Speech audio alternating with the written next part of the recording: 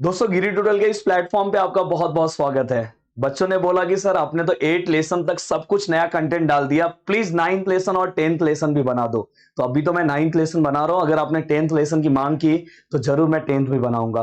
पर सभी से उसके पहले मैं आपको बोल दूं कि इतना मैं जो इजी ट्रिक का जो मेहनत कर रहा हूं स्पेशल आपके कल के एग्जाम के लिए कर रहा हूं। तो इस वीडियो में भी मैं बस उतनी ही चीजें बताऊंगा जितना कल के एग्जाम में आपको 40 आउट ऑफ 40 लाने के लिए हेल्पफुल हो। अगर आपने मेरे पूरे वीडियोस को बैठ के अच्छे से देख लिया तो कल आपको पक्का है कि 40 आउट ऑफ 40 आने वाला है। तो दोस्तों यहाँ पे मैं कोई बहुत ज्यादा एक्सप्लेनेशन नहीं दूंगा। और वैसे सोशल हेल्थ के अकॉर्डिंग इस लेसन के अकॉर्डिंग लोगों में एक चीज क्या फैला है, मैं तो इसका आंसर खुद लिख लूंगा।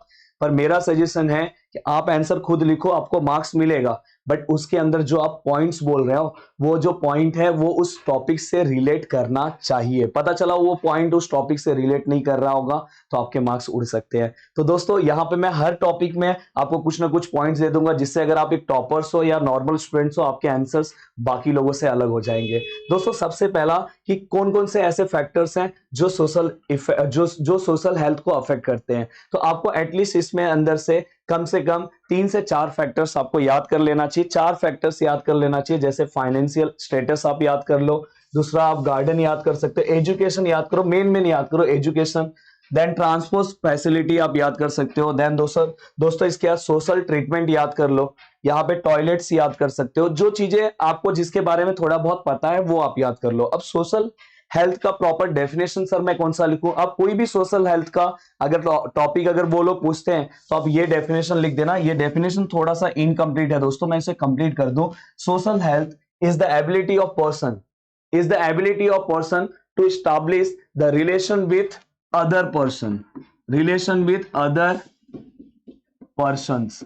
तो यहां पे आपको बस ये पूरा का पूरा डेफिनेशन है। ये डेफिनेशन मैंने आपके लिए यहां पे लाया है, इसको याद रखना। अगर आप एक टॉपर्स की तरह आंसर लिखना चाहते हो तो सोशल हेल्थ से रिलेटेड अगर फैक्टर्स आया तो पहले आप उसका डेफिनेशन लिखो, देन फैक्टर्स लिखो।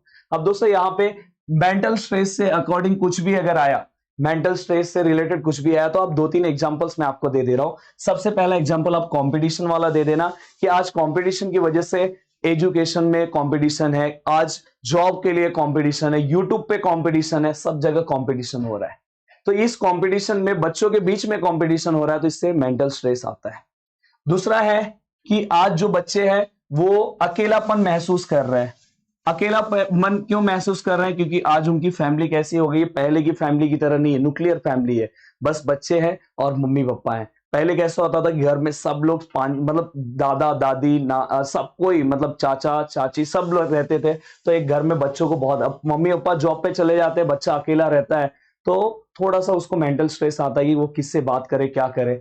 देन दोस्तों इसके बाद नेक्स्ट है कि आप गर्ल्स से रिलेटेड यहाँ पे एग्जांपल दे सकते हो। गर्ल्स को जो सोसाइटी में आपको ही पता है कि गर्ल्स को क्या प्रॉब्लम फेस करना पड़ रहा है आज के डेट में, ये इसके अकॉर्डिंग आप देख सकते हो। और एक आप जेंडर इक्वेलिटी पे आप देख सकते हो कि जैसे कि अगर समझो कोई भाई है, ये मैं सबके लिए नहीं बोल रहा हूँ, यहाँ बुक में लिखा है इसलिए मैं बोल रहा हूँ, पर ऐसा इंडिया में अभी भी कहीं कहीं पे होता है कि भाई को घर पे आने के लिए घर वाले नहीं बोलते हैं जल्दी।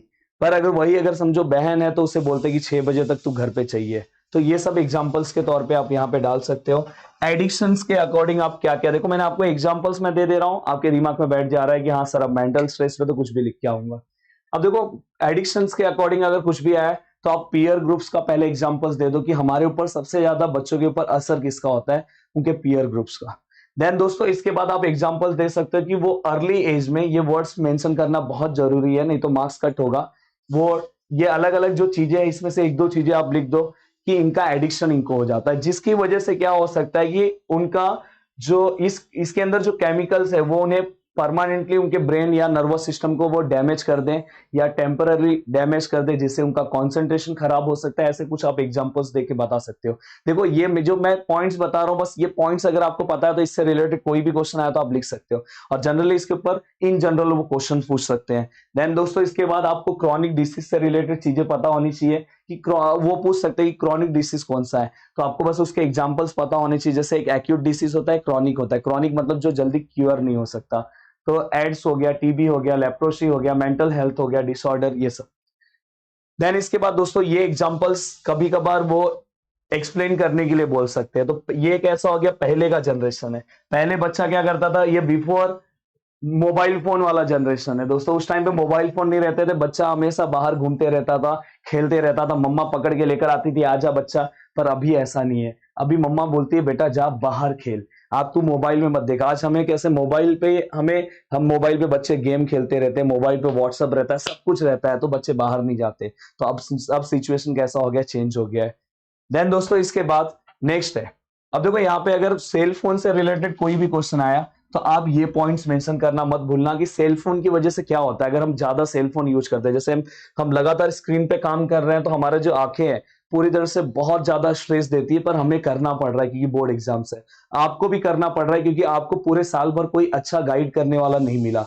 तो लास्ट टाइम पे कोई मिल गया तो आपको मोबाइल फोन से पढ़ना पड़ रहा है। वही अगर आपके आजू बाजू में अच्छे क्लासेस होते तो आप वहां पे जाते, तो जो आपको मोबाइल फोन का ज्यादा यूज नहीं करना पड़ता। तो ये चीजें हैं। देन दोस्तों यहाँ पे आप इसमें से कुछ प्रॉब्लम्स लिख सकते हो, जैसे कि आप यहाँ पे लिख सकते हो हेडेक, जो आपको सिंपल पता है। टायर्डनेस लिख सकते हो, जॉइंट पेन लिख सकते हो, और ये भी लिख सकते हो, ये सिंपल वाला है फॉरगेटफुलनेस।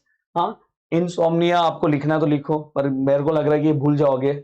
मतलब रात भर नींद नहीं आता रहता है, ऐसे ही जागे रहते हैं, सोने का कोशिश करते हैं, नींद ही नहीं आता, टेंशन आते रहता है।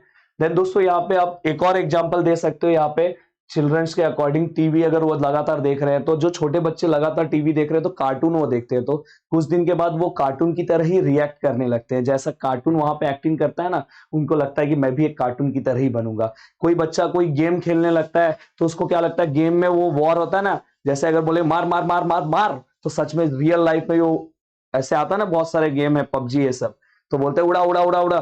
तो सच में रियल लाइफ में भी उड़ाना का मतलब वो वाला जो एग्रेसिवनेस है ना, वो रियल लाइफ में भी आने लगता है उसके अंदर। देन दोस्तों इसके बाद यहाँ पे आपको पता होगा सेल्फी से रिलेटेड बहुत बार इंसिडेंट हुए हैं।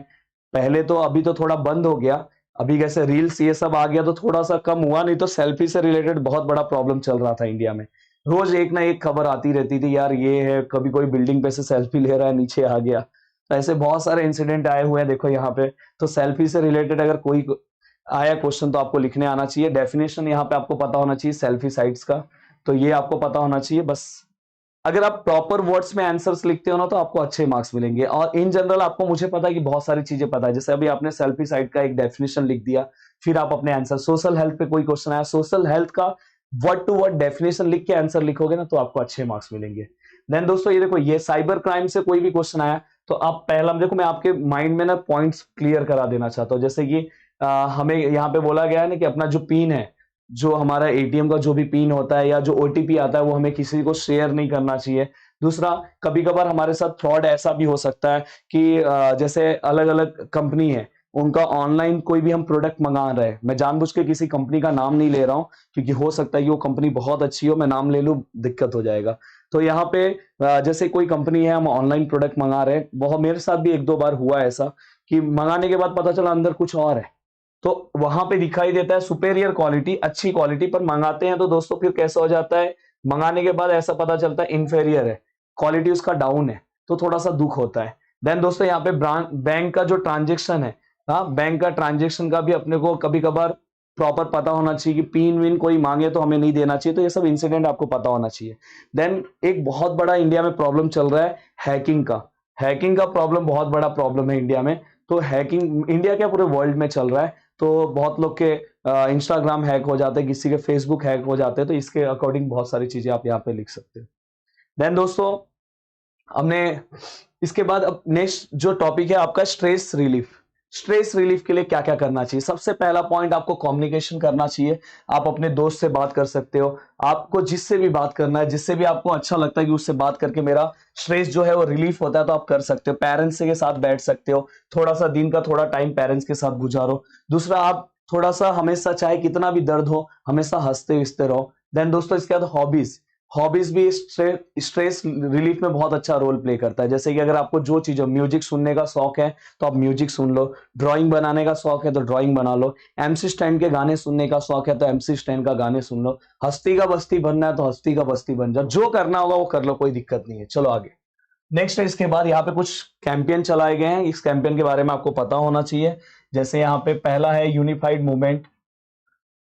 हाँ, यहाँ पे एक चीज थोड़ा सा मिस मैच हो गई है, थोड़ा सा इसके बारे में बता दो देन। हाँ, ये देखो, ये रेगुलर हमें एक्सरसाइज करना चाहिए, ये सब याद रखना कि अगर हमें रेगुलर एक्सरसाइज करना चाहिए, मसाज करवाना चाहिए, स्पा में जाना चाहिए, अगर अपने को स्ट्रेस रिलीफ करना है तो भाई, अगर आपको फॉलो करना है तो कर सकते हो। बोल रहे कि प्राणायाम करना चाहिए, हाँ ये सब करना चाहिए। बाद में अपने को मेडिटेशन करना चाहिए, करना चाहिए। मैं तो अभी मेरे लाइफ में कभी मैंने मेडिटेशन ये सब किया नहीं है, पर करना चाहिए मुझे भी। एक्सरसाइज मैं करता हूँ कभी कभार। तो आप भी अगर जो चीज, अगर आपको स्ट्रेस रिलीफ करना है तो ये सब चीजें करना चाहिए। कुछ कैंपेन हैं जो चले हैं, जैसे यूनिफाइड मूवमेंट अगेंस्ट टोबैको। तो ये इसका ये जो कैंपेन था, मोस्टली एक टोबैको को यहाँ पे क्या करना है, उनको टोबैको को क्या करना है, कंट्रोल करना है, इसके लिए उन्होंने चलाया था।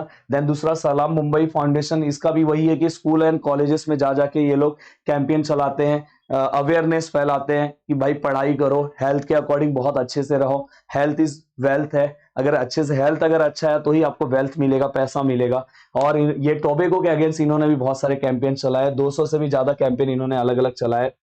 देन इसके बाद दोस्तों, आपको एक और चीज क्या याद रखनी चाहिए, नेक्स्ट है गवर्नमेंट स्कीम्स। ऐसे बहुत सारे गवर्नमेंट स्कीम हैं जो, अगर आपको कभी स्ट्रेस हो गया, कुछ हो गया, तो आप गवर्नमेंट्स के अलग अलग काउंसलर्स होते हैं, उनसे कॉल करके आप बात कर सकते हो, भाई मेरे को स्ट्रेस है, मेरा स्ट्रेस दूर कर दो। और मेरे हिसाब से यार, लाइफ में स्ट्रेस स्ट्रेस कुछ नहीं होता, काम करो, मजा करो।